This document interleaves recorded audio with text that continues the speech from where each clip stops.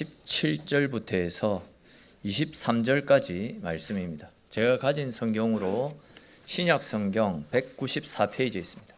신약 성경 194페이지에 있는 사도행전 5장 17절에서 23절까지 말씀입니다.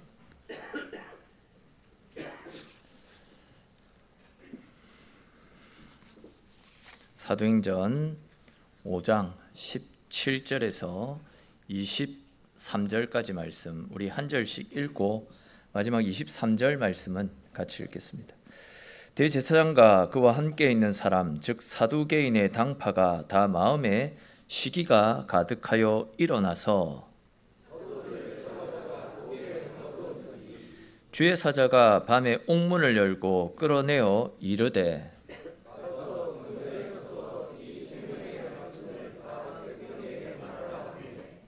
그들이 듣고 새벽에 성전에 들어가서 가르치더니 대제사장과 그와 함께 있는 사람들이 와서 공회와 이스라엘 족속의 원로들을 다 모으고 사람을 오게 보내어 사도들을 잡아오라 하니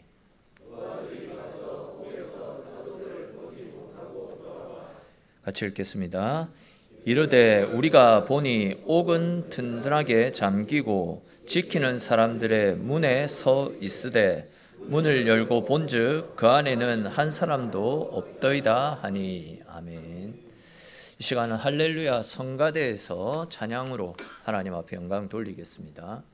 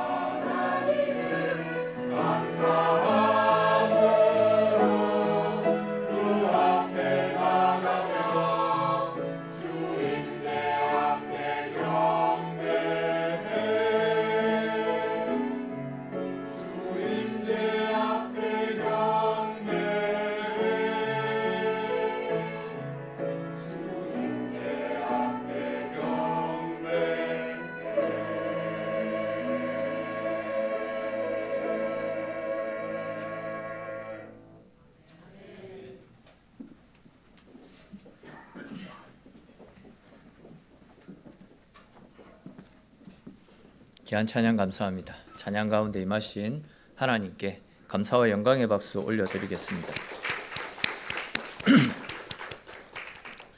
지난 주일에 우리가 함께 살폈던 것처럼 아나니아와 삽비라 부부가 자기의 소유를 다 팔지 않습니까? 그리고 이제 그 소유의 일부는 감추어 둔 채 일부만을 교회 앞에 헌금을 한 다음에 자기들이 드린 이 헌금이 자기 전부다라고 거짓말을 하다가 하나님의 영을 속였다라는 이유로 죽음을 당하게 되지 않습니까?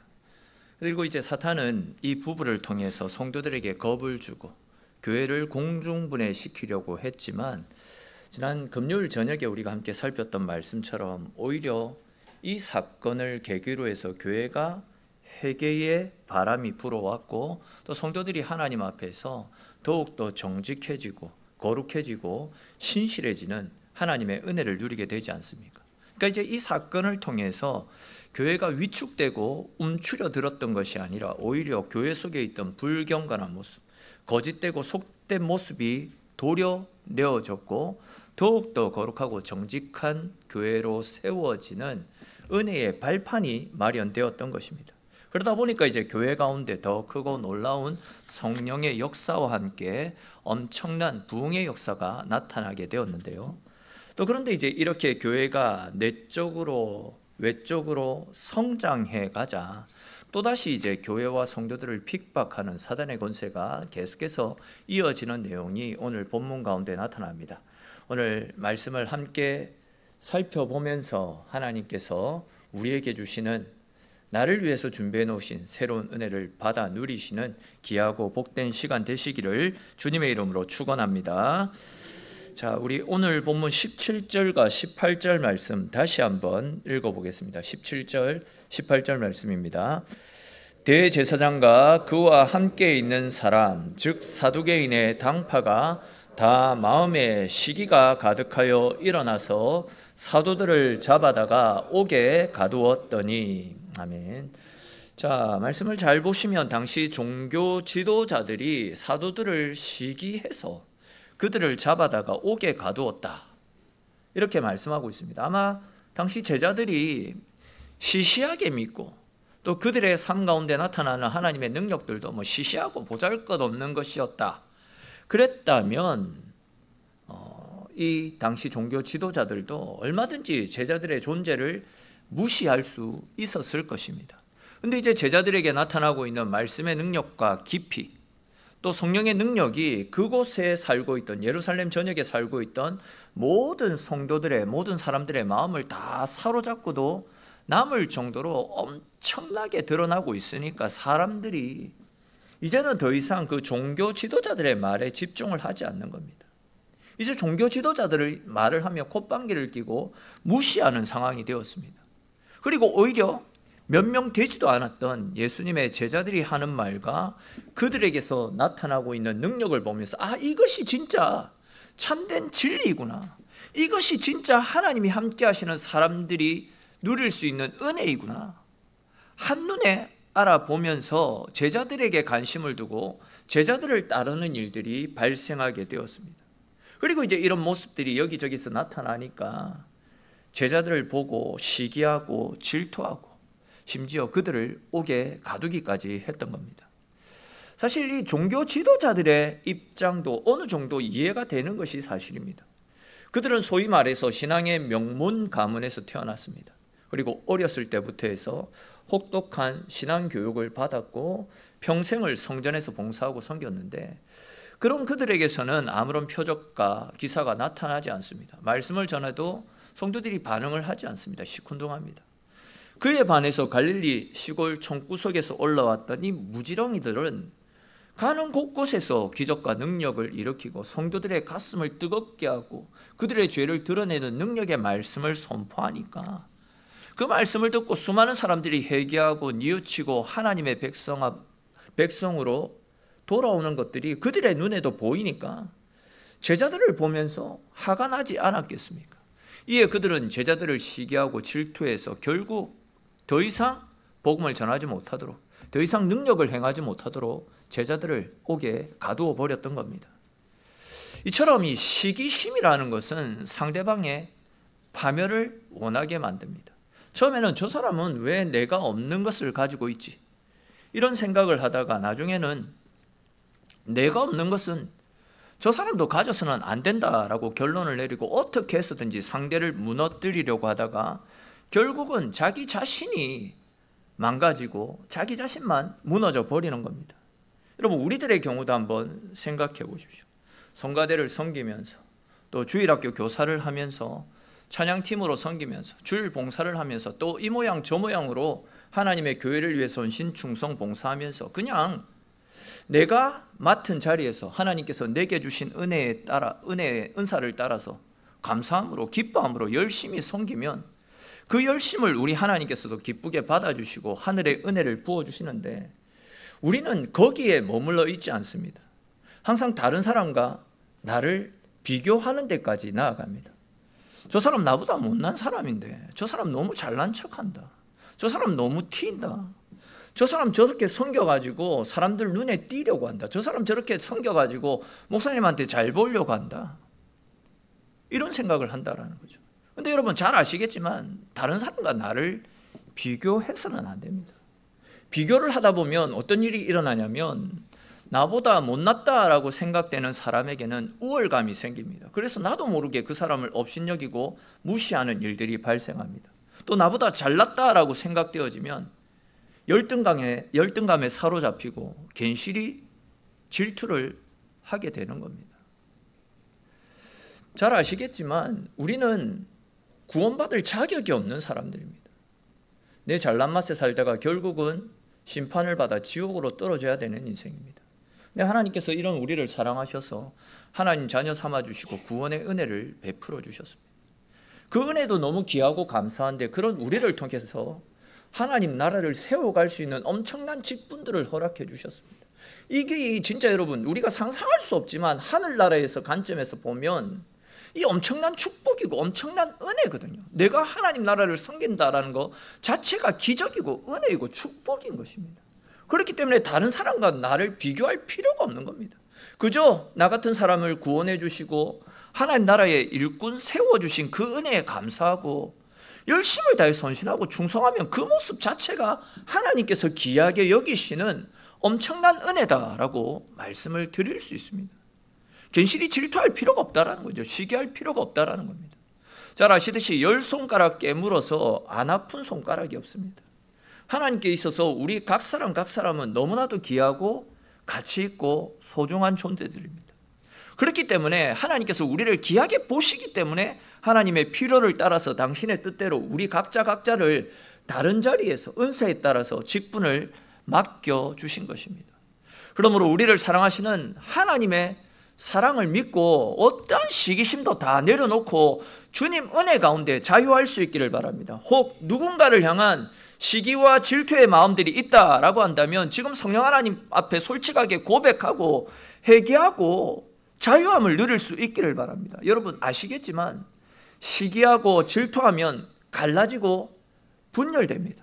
힘이 나뉘어집니다. 하나의 힘도 마이너스로 떨어질 수밖에 없습니다.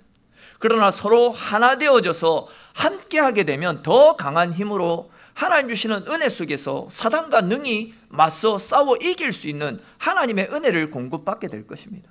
그러므로 여러분 함께 지어가는 잘 짜여진 성도들 같이 성읍과 같이 우리 모두가 시기와 질투의 모든 올무에서 벗어나서 오직 하나님만 바라보면서 감사와 기쁨의 마음으로 모두가 한마음 한뜻 되어 주님의 몸된 교회를 잘 섬겨 나가셔서 저와 여러분들의 헌신과 충성, 저와 여러분들의 하나된 모습을 통해서 지금보다도 더욱더 아름답고 건강한 교회로 세워나가는 우리 교회, 우리 성도들 될 수 있기를 주님의 이름으로 축원합니다. 자, 또 이어지는 18절 말씀 보십시오.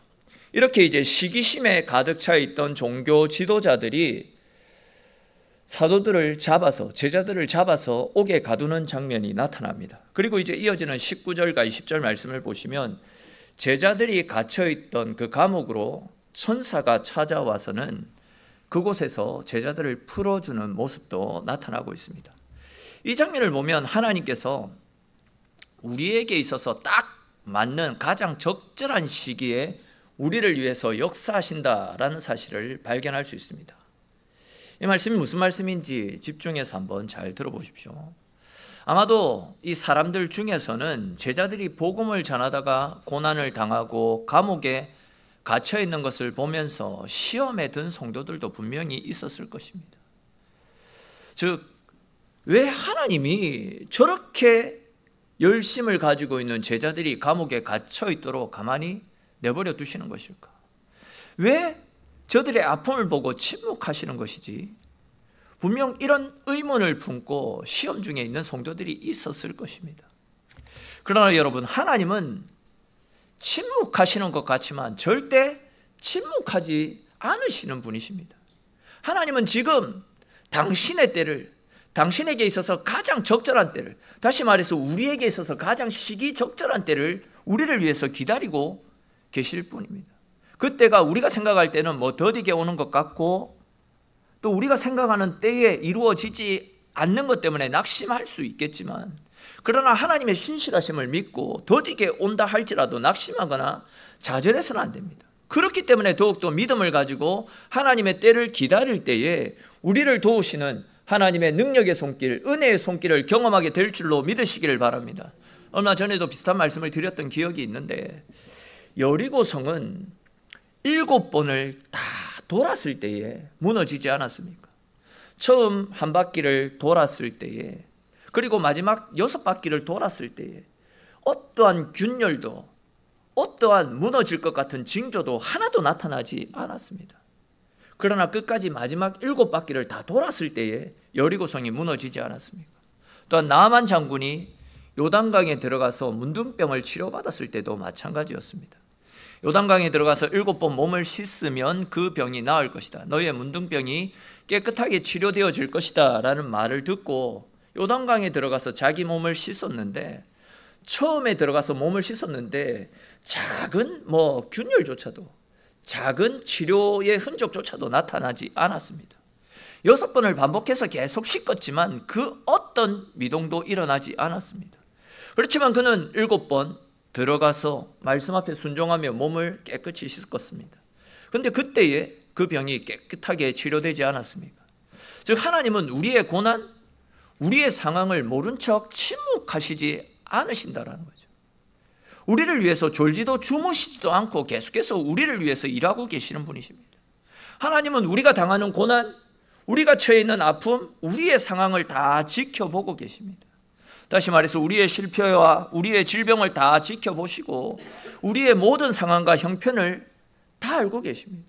그리고 어느 누구보다도 우리가 생각할 수 없는 시간에, 우리에게 가장 적절한 때에 하나님의 은혜와 능력으로 우리를 회복시켜 주시고 우리를 치료해 주시는 하나님의 능력을 보여주실 것입니다. 그러므로 여러분, 혹 인생의 힘든 감옥에 홀로 갇혀서 어둠의 터널을 지나고 계시는 분들이 있지 않습니까? 너무 오랫동안 아파서 병이라고 하는 고통의 감옥 속에 갇혀 계신 분들이 계시지는 않습니까? 또한 사업이 너무 잘 안 풀리고 앞이 보이지 않는 답답함 속에서 재정의 압박이라고 하는 감옥에 갇혀 있는 분들과, 또 원하는 일들이 뜻대로 잘 풀리지 않는 분들, 그 밖에도 이런저런 다양한 문제들 때문에 정신적으로 너무나도 힘든 마음의 감옥에 갇혀 있는 분들이 계시지는 않습니까? 그러나 여러분, 낙심하지 마십시오. 하나님께서 정해놓으신 당신의 때에 우리에게 가장 좋은 때에 가장 좋은 길로 인도해 주실 것이고, 우리가 갇혀있는 모든 감옥들에서 풀어주시고 자유와 평안, 안식을 허락하여 주실 것입니다. 그러므로 여러분, 지금은 아무 일도 일어나지 않는 것 같고 아무리 기도해도 기도의 응답이 더디게 온다라고 느껴지는 것 같을지라도 절대 우리를 향하신, 우리를 사랑하시는 하나님의 사랑에 대해서 의심하지 마시고 낙심하지 마십시오. 하나님은 침묵 속에서도 우리를 위해서 쉬지 않고 일하고 계십니다. 우리의 눈에는 보이지 않겠지만 하나님은 이미 우리를 위한 최고로 좋은 최고의 은혜를 준비해 놓고 계심을 믿으시기를 바랍니다. 그 최고의 은혜를 나에게 있어서 가장 좋은 때에 가장 완전한 방법으로 물 붓듯이 허락하여 주실 줄도 믿으시기를 바랍니다. 그러므로 여러분, 절대 두려워할 필요가 없습니다. 걱정하지도 마십시오. 믿음으로 인내하며 하나님의 때를 하나님의 은혜를 간절히 소망하는 마음으로 그 때를 기다리시기를 바랍니다. 저와 여러분들 모두가 언제나 신실하신 하나님, 우리에게 가장 좋은 것으로 주고 싶어 하시는, 우리를 사랑하시는 하나님의 사랑을 굳게 붙잡고 어떤 상황 가운데서 끝까지 믿음으로 살아가셔서 우리를 위해서 예비되어진 하나님의 크고 놀라운 은혜를 받아 누리며 그 은혜에 이끌려 살아가는 저와 여러분들의 인생이 될 수 있기를 주님의 이름으로 축원합니다. 자, 또 이어지는 20절 말씀 보십시오. 이렇게 제자들을 감옥에서 건져주신 주님의 사자가 제자들에게 당부하는 말씀이 나타나는데, 우리 20절에 기록된 말씀 같이 한번 읽어보겠습니다. 가서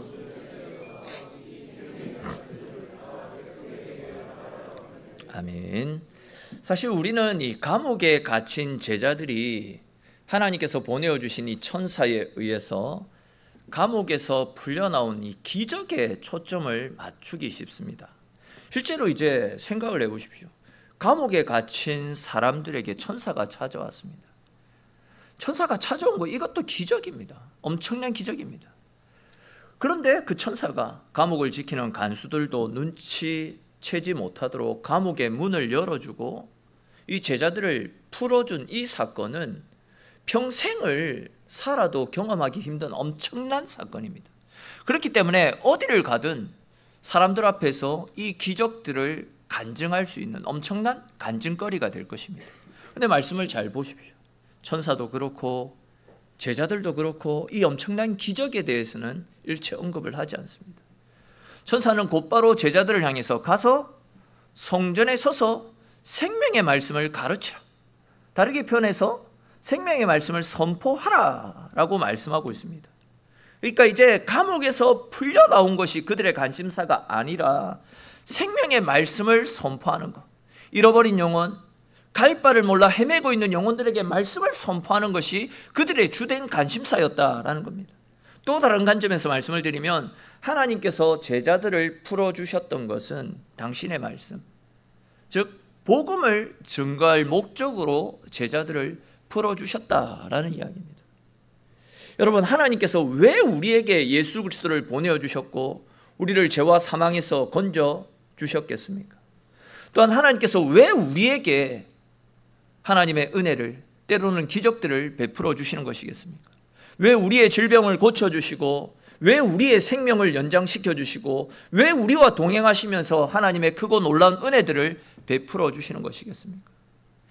또한 앞으로 하나님께서 우리 교회와 여러분들의 삶을 통해서 아픈 사람을 치료하고 귀신을 쫓아내고 지속적으로 하나님의 기적을 보여주시면서 사도행전 29장을 새롭게 써내려 가실 텐데, 하나님께서 왜 우리에게 이런 일들을 보여주시려고 계획하고 계시는 것이겠습니까? 다른 이유가 아니라 결국 우리의 삶을 통해서 복음의 증인된 삶을 살게 하시려고, 즉 하나님의 말씀을 세상 가운데 증거하게 하시려고 은혜를 베풀어 주셨고, 또한 앞으로도 우리에게 크고 놀라운 은혜들을 베풀어 주실 줄 믿으시기를 바랍니다.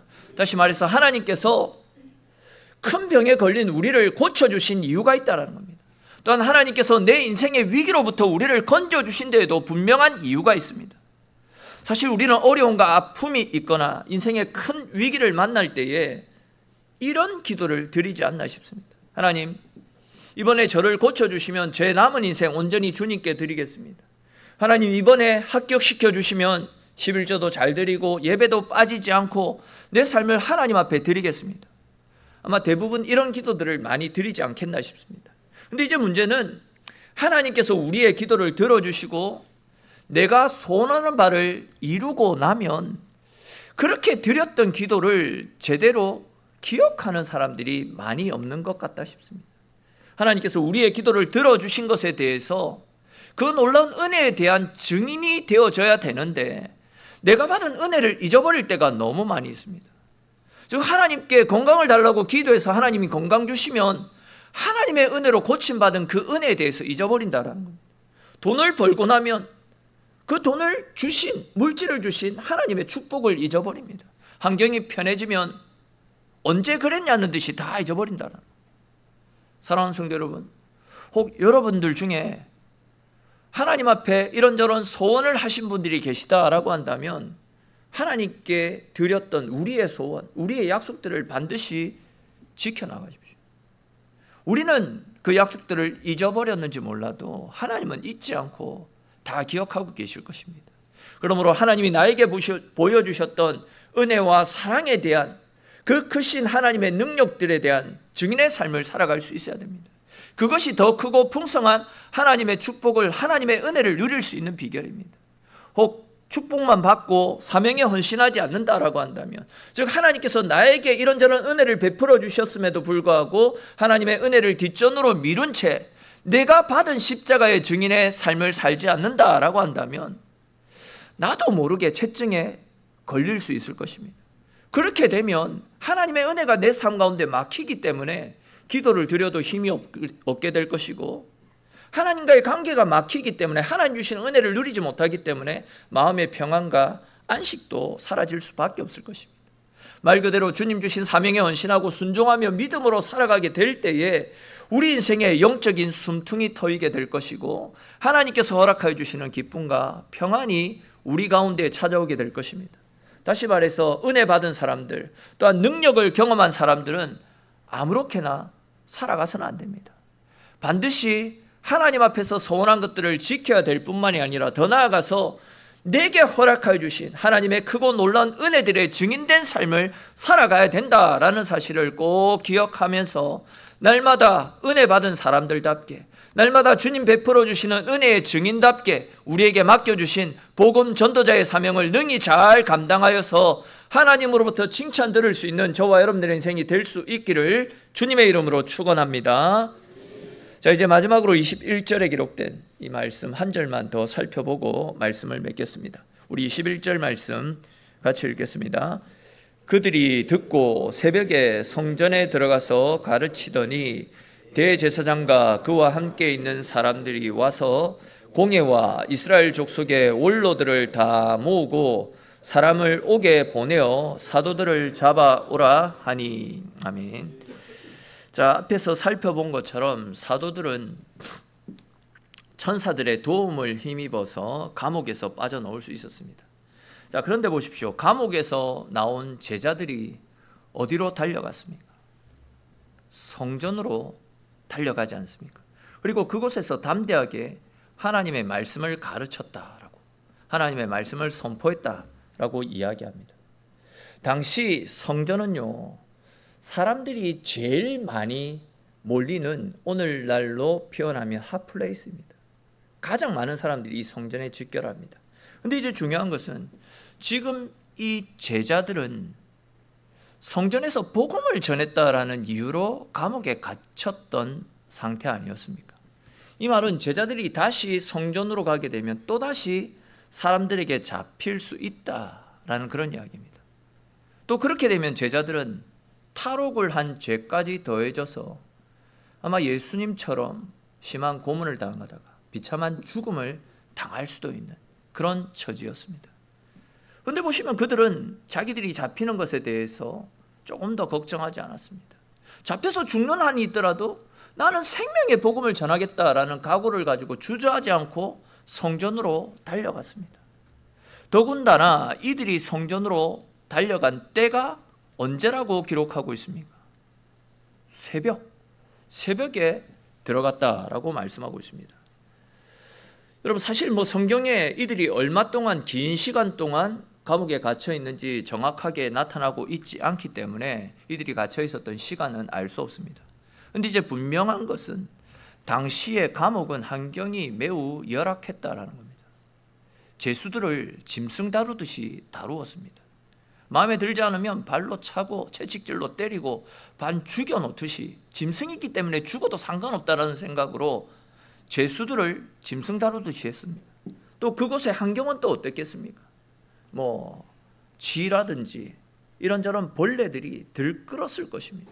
씻지 못하기 때문에, 또 그곳이 얼마나 덥습니까? 씻지 못하기 때문에 냄새도 진동을 했을 겁니다.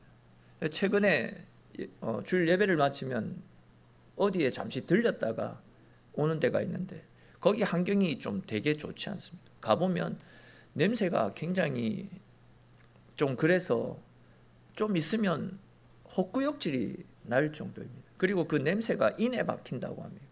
코에 남아가지고 어떨 때는 월요일까지 그 냄새에 대한 어떤 안 좋은 기억들로 굉장히 좀 힘들 때도 있거든요.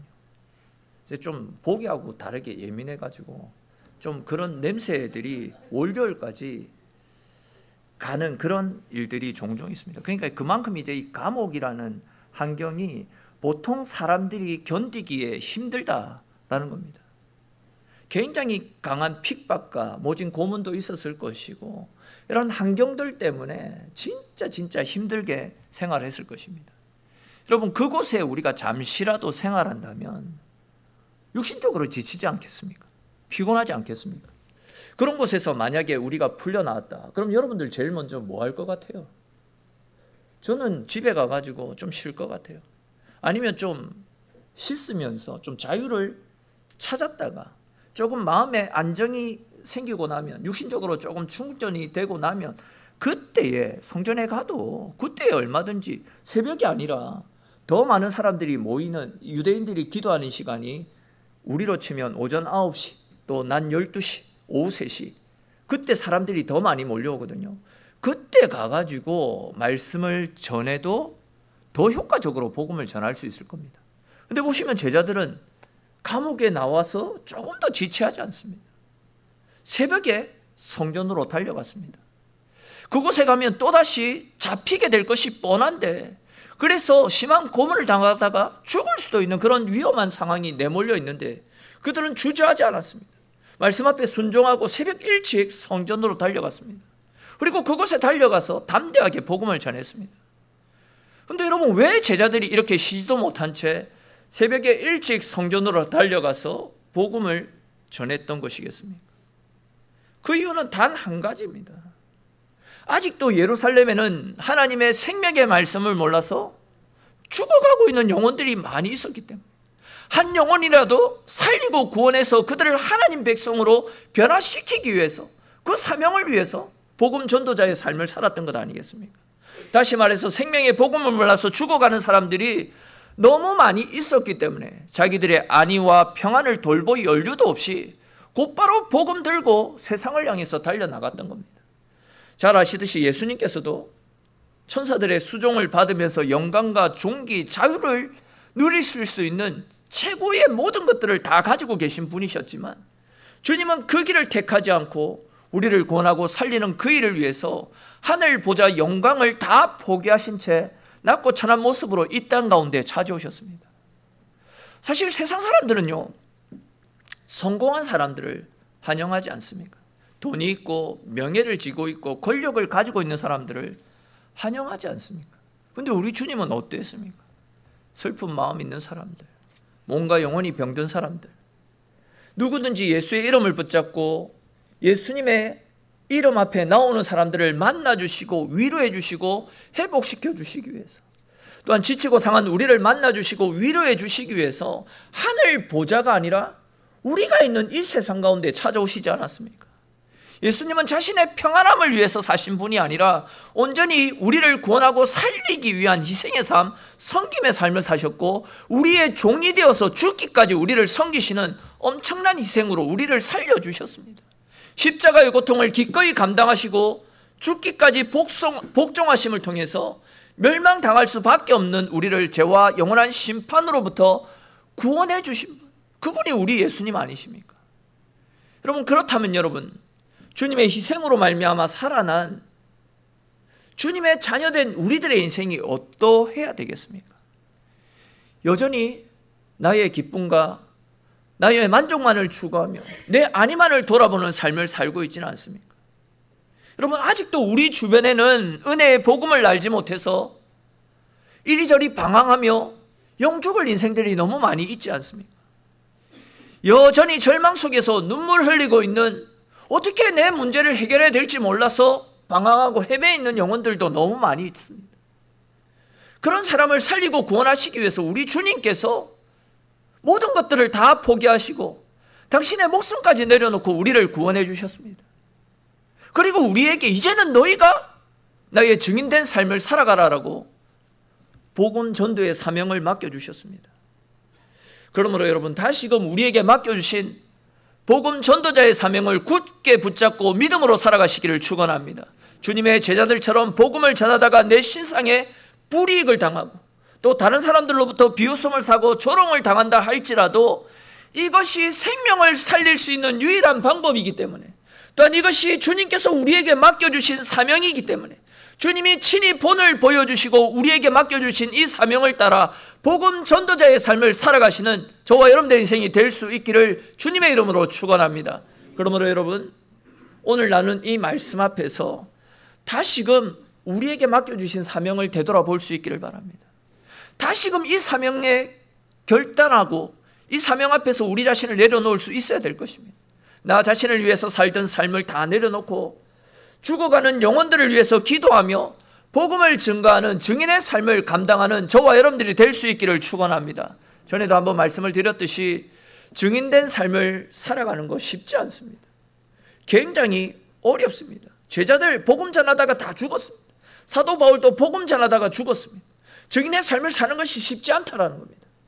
그렇기 때문에 주님께서는 증인된 삶을 살기를 원하는 사람들에게 성령의 충만한 은혜를 베풀어 주시겠다라고 약속하시지 않았습니까? 그렇게 우리에게 성령이 임하시게 되면 우리 같은 사람도 능력의 삶을 살게 될 것이고, 우리 가운데 있는 모든 어둠의 권세가 성령의 은사 가운데 다 떠나가게 될 것이고, 주님께서 허락하여 주시는 평강과 감사와 기쁨이 넘쳐나서 우리에게 주신 증인의 삶을 능히 감당하게 될 것입니다. 이것이 바로 주님이 우리에게 약속하신 은혜이고, 이것이 바로 성령의 능력임을 믿으시기를 바랍니다. 그러므로 저와 여러분들 모두가 성령께서 허락하여 주시는 성령 충만한 은혜를 간절히 사모하셔서 성령으로 늘 언제나 충만한 삶을 살 수 있기를 바랍니다. 그래야 해서 우리에게 맡겨주신 주님의 증인된 사명을 잘 감당하여서 하나님 나라와 그분의 영광을 위해서 지금보다도 더욱더 귀하게 쓰임받는 저와 여러분들의 삶이 될 수 있기를, 우리 교회가 되어지기를 주님의 이름으로 축원합니다. 우리 오늘 주신 말씀들을 생각하면서 같이 한번 기도드립시다. 여러분, 증인된 삶을 살아가자라고 이야기하지만 쉽지 않습니다. 우리가 증인된 삶을 살려고 할 때, 말씀에 붙들린 믿음 있는 삶을 살려고 할 때 사단이 계속해서 우리를 괴롭히고 우리를 핍박하고 우리를 어렵게 만듭니다. 아픔과 고통을 가져다 줍니다. 그러나 그런 가운데 하나님이 우리와 함께 하시며 우리를 지켜주시며 우리가 그 일들을 잘 감당할 수 있도록 성령 충만한 은혜를 부어주시겠다 약속하셨습니다. 우리 시간 같이 기도 드릴 때에도 하나님 우리 가운데 성령으로 충만케 하셔서 성령 충만한 은혜로 우리에게 맡겨주신 복음 전도자의 삶을 감당할 수 있게 해달라고, 하나님 내가 증인된 삶을 살기를 원합니다. 나에게 은혜 부어주셔서 내게 허락하여 주신 주님의 은혜에 증인된 삶을 능히 감당할 수 있게 해달라고, 하나님 내게 은혜 더해달라고, 우리 이런 기도 제목들 가지고 또 우리 각자에게 주신 말씀을 따라서 하나님 앞에 함께 같이 기도 드리겠습니다.